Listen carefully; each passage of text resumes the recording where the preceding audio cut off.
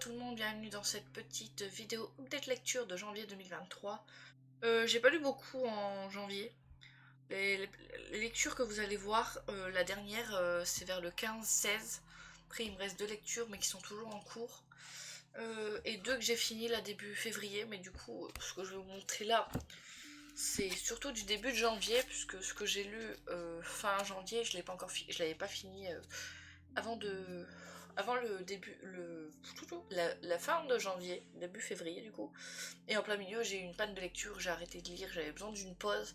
Quand je lis beaucoup d'un coup, j'ai besoin d'une pause. Et là, décembre, j'avais un peu lu beaucoup, et du coup, janvier, j'ai pris un peu plus de temps. Du coup, j'ai lu, pour finir cette duologie, j'ai lu Fable, tome 2, de Adrienne Young, une histoire de pirate. Je vous montre le livre même s'il n'y a pas grand chose à voir, il est très très simple. Fable, c'est quoi du coup? C'est l'histoire d'une jeune femme qui s'appelle Fable. Pour ça, je crois pas qu'il y ait de cartes au début du bouquin, je vérifie. Je ne sais plus, j'avoue que je ne vérifie pas les cartes. Si, on a une petite carte toute simple, il n'y a pas grand chose du coup. L'histoire de Fable, qui est une jeune femme qui a été abandonnée par son père sur une île quand elle était plus jeune. Et elle va tout faire pour quitter cette île. Donc elle... comment dire? Elle va travailler, je sais plus comment s'appelle le métier qu'elle fait, mais c'est une plongeuse, entre guillemets. Elle plonge pour ramasser des pierres sous l'eau, et ces pierres, elle les revend pour se faire de la thune. Et un jour, grâce à quelqu'un, elle va réussir à quitter cette île. Et... comment dire? Elle va découvrir comment dire? Que son père lui a caché des choses, que... sur elle, sur sa famille, sur qui elle est, sur son héritage. Et c'est beaucoup une romance, il y a une grande romance avec un perso qui prend beaucoup de place par rapport à la place pirate. Mais ça va, c'était sympa. Pour le coup, j'ai quand même préféré, si je le trouve dans la bibliothèque, pour le... la carte des confins. Moi j'ai préféré la carte des confins. Beaucoup de gens préfèrent Fable à la carte des confins. Moi pour le coup, l'univers pirate, j'ai préféré la carte des confins pour l'instant. Mais c'était une bonne lecture. Et quand vous mettez les 2 livres à côté, vous avez le petit œil tout mignon. Et désolé pour la lumière, il n'y a pas de lumière dehors, donc c'est compliqué de tourner. J'ai attendu. Ça fait 2 jours que j'attends qu'il y ait de la lumière. En plus j'ai mal aux dents, donc c'est compliqué. Donc je me force à tourner aujourd'hui malgré le temps qui n'est pas là.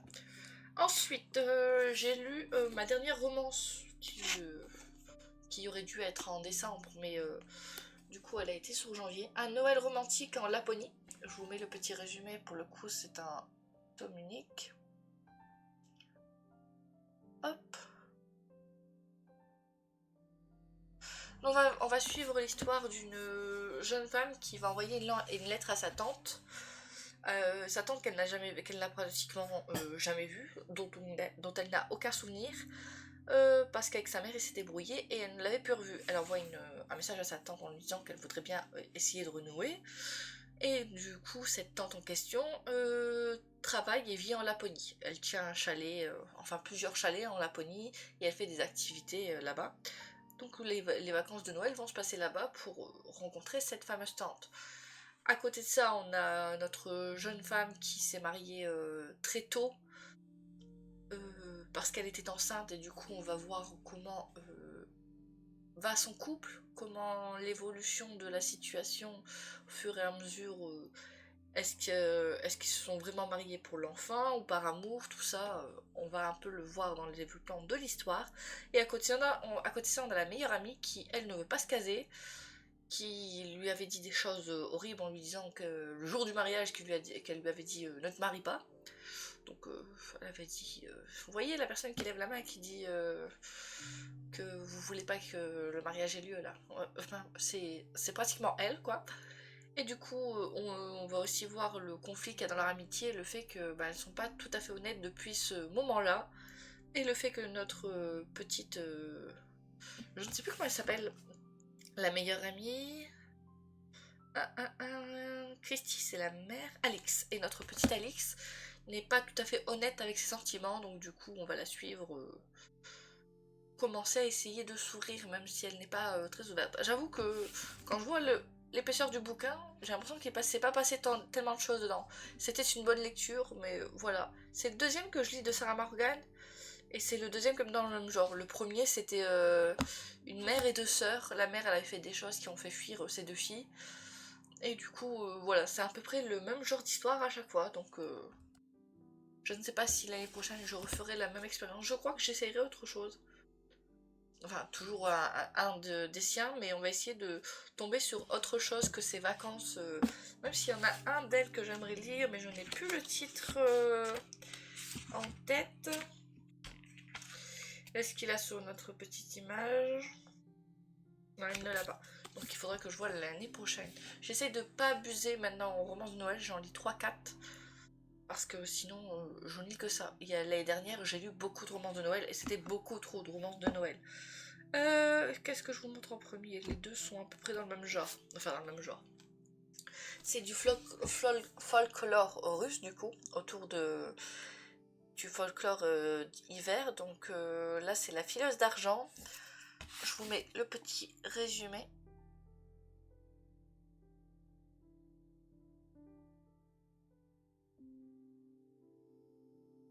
Donc on va suivre Myriam, une jeune fille qui va un peu aider son père. Son père prête de l'argent, mais il se laisse un peu marcher dessus, on va pas se mentir. Il se laisse faire, donc la jeune fille va en avoir marre, qu'ils n'ont jamais rien dans leur assiette parce que le père n'ose pas réclamer l'argent qu'il a prêté. Donc notre jeune fille va commencer à y aller, récupérer l'argent et de fil en aiguille récupérer la somme et voilà quoi, c'est elle qui va prendre le boulot du père entre guillemets. Elle va réussir à refaire de l'argent, transformer l'argent en or du coup. Et à côté de ça, on a deux autres femmes, une qui enfin, elle qui a un père qui boit, qui les tape, qui voilà, c'est pas la meilleure des vies, mais qui va se retrouver à travailler pour Mariam, et là ça va un petit peu augmenter, s'améliorer. Et à côté de ça, on a une femme qui va épouser un sar et qui va découvrir qu'il y a un démon pas loin. Et ces trois filles vont se retrouver à avoir le destin mêlé. Euh, La fin, je l'ai vu. La fin, je l'ai vu venir gros comme une maison. Mais du coup, à côté de ça, on a des Stariks. Et le roi des Stariks qui va avoir un rôle plutôt important. Et aussi le démon Mort. Il n'est pas écrit, je ne sais plus. Il a un nom que je ne retiens pas. Mais du coup, c'est le premier que j'ai lu. J'ai acheté deux trois livres sur le folklore hivernal. C'est quoi le troisième? Je ne sais pas où. Je ne sais pas, je crois que je l'ai pas encore lu. Mais du coup, le folklore russe, du coup. Et c'était très sympa, j'ai bien aimé La filasse d'argent. Donc voilà. C'est un résumé un peu brouillon, mais j'ai l'impression que quoi que je dise, je spoil, donc ça va être compliqué. Ensuite, c'est une trilogie, et j'essaye de trouver le 2, mais impossible. Enfin, de le trouver en poche, en tout cas, c'est impossible. L'ours et le rossignol. C'est aussi sur le folklore, du coup, hivernal russe. Je sais pas si on dit hivernal ou juste le folklore russe.